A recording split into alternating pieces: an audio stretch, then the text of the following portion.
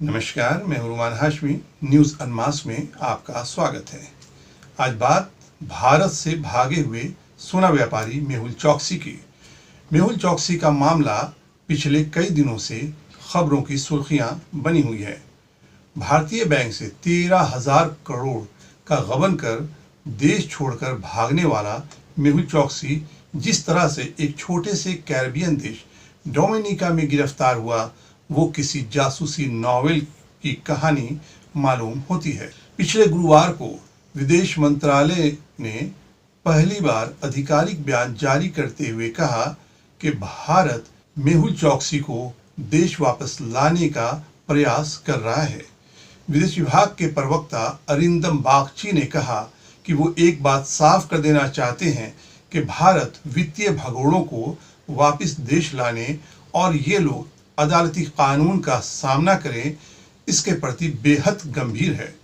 और तलब है कि सोने का कारोबारी भगोड़ा मेहुल चोकसी अभी डोमिनिका में न्यायिक हिरासत में है, जहां उस पे भारत प्रत्यार्पण किए जाने को लेकर मुकदमा चल रहा है।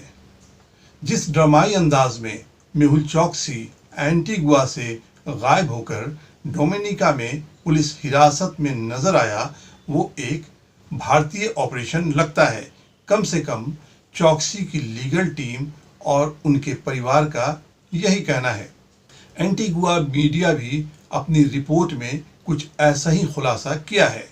मीडिया खबर के मुताबिक बारबरा जराबिका नाम की एक बुल्गारियन महिला पिछले 6 महीने से मेहुल चोकसी से मुलाकात कर रही थी। चोकसी के वकील विजय अग्रवाल का भी कहना है कि यह महिला मॉर्निंग वॉक के दौरान मेहुल चोकसी से दोस्ती कर लेती है। चोकसी के अगवा होने में मुख्य भूमिका इसी महिला की थी। उसने और 2 अन्य व्यक्ति जिनके नाम गुरमीत सिंह और गुरजीत सिंह हैं, उन लोगों ने एक फ्लैट में मेहुल चोकसी को कथित तौर पर धोखे से बुलाकर पकड़ लिया और कुछ अन्य लोगों के साथ मिलकर मेहुल चोकसी की बुरी तरह से पिटाई की जाती है। फिर उन्हें जबरन एक बड़ी नौका पर सवार कर डोमिनिका ले जाया जाता है और फिर पुलिस के हवाले कर दिया गया। इसके बाद से बुल्गारियन महिला और सिंह साहिबान का कोई पता नहीं है। इनमें एक को भारतीय नागरिक बताया जाता है, जबकि दूसरा ब्रिटिश नागरिक है। मेहुल चोकसी की तस्वीर सामने भी आई है। उसमें साफ नजर आ रहा है कि उनके मुंह सूजा हुआ है और एक आंख लाल हो गई है। मेहुल चोकसी की पत्नी प्रीति देशमुख ने भी डोमिनिका के एक प्राइवेट न्यूज़ चैनल को दिए इंटरव्यू में यही आरोप लगाया है और कहा है कि अगर डोमिनिका की मीडिया इस खबर को नहीं उठाती तो उनके पति को खामोशी के साथ भारतीय एजेंसी उठाकर ले जाती। मेहुल चोकसी की पत्नी और वकील ने जो आरोप लगाया है, उसे लेकर भारतीय सरकार के तरफ से आधिकारिक तौर पर कोई बयान नहीं आया है। इन आरोपों का कोई खंडन नहीं किया गया है। मेहुल चोकसी 2017 में उस वक्त देश से भागने में कामयाब हो गया जब सीबीआई ने 13,000 करोड़ के बैंक घोटाले में उसे नामजद किया। एंटीगुआ की सरकार उसके नागरिकता को निरस्त करने में लगी है ताकि अगर वो एंटीगुआ आता है तो उसे भारत सरकार के हवाले किया जा सके। भारत सरकार पहले ही एंटीगुआ सरकार से मेहुल चोकसी को भारत लाने के लिए चिट्ठी लिखकर निवेदन कर चुकी है। चोकसी के परिवार ने 23 मई को उसके लापता होने की रिपोर्ट दर्ज कराई एंटीगुआ में। उसके 2 दिन के बाद 25 मई को डोमिनिका पुलिस ने बयान जारी किया और कहा कि मेहुल चोकसी को अवैध रूप से मुल्क में दाखिल होने के आरोप में गिरफ्तार किया गया है। वहीं चोकसी के वकील ने 25 मई को डोमिनिका की अदालत में याचिका दायर कर कहा कि चोकसी गायब नहीं हुआ था, बल्कि उन्हें अगवा कर जुल्म का निशाना बनाया गया और फिर डोमिनिका लाया गया।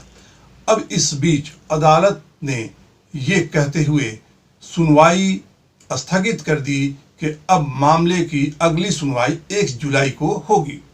वहीं चोकसी को भारत लाने की तैयारी पूरी हो चुकी थी।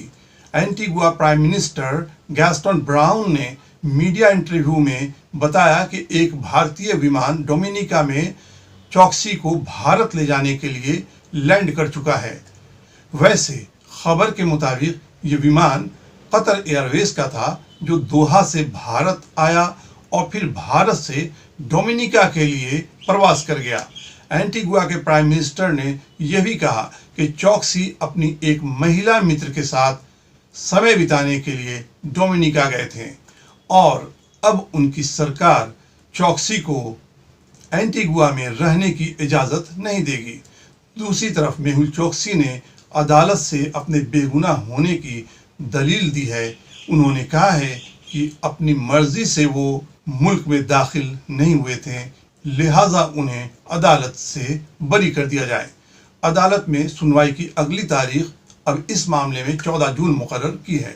अब देखना यह है कि अदालत क्या फैसला देता है। क्या भारत सरकार मेहुल चोकसी को देश वापस लाने में कामयाब होगी? भारतीय बैंक को चूना लगाकर देश से भागने वालों में मेहुल चोकसी, नीरव मोदी या विजय माल्या जैसे नामचीन ही अकेले शामिल नहीं हैं, बल्कि पिछले 5 सालों में 38 व्यक्ति आर्थिक घोटाला कर मुल्क से भागने में कामयाब रहे हैं।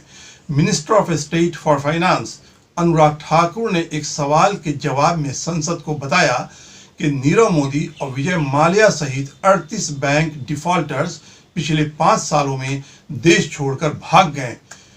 मंत्री अनुराग ठाकुर ने बताया कि सीबीआई का कहना है कि जिन 38 लोगों पर केस दर्ज किया गया है वे सभी 1/11/15 से लेकर 2019 के बीच में ये भागे हुए हैं। 20 लोगों को आर्थिक अपराध के आरोप में रेड कॉर्नर नोटिस जारी किया है और 14 लोगों के खिलाफ भारतीय प्रत्यार्पण को लेकर उन देशों को चिट्ठियां लिखी गई हैं। ये भी बताया है कि भविष्य में कोई भी बिजनेसमैन या व्यक्ति इस तरह का आर्थिक घोटाला नहीं कर सके, इसके लिए भारत सरकार सख्त कदम उठा रही है। अब ये सख्त कदम कितना कारगर होता है ये तो आने वाला वक्त ही बताएगा। आज तक में बस इतना ही। अगर हमारी रिपोर्ट आपको पसंद आती है तो हमें लाइक और सब्सक्राइब करें। मिलते हैं कल एक नई स्टोरी के साथ। तब तक के लिए दीजिए इजाज़त। नमस्कार।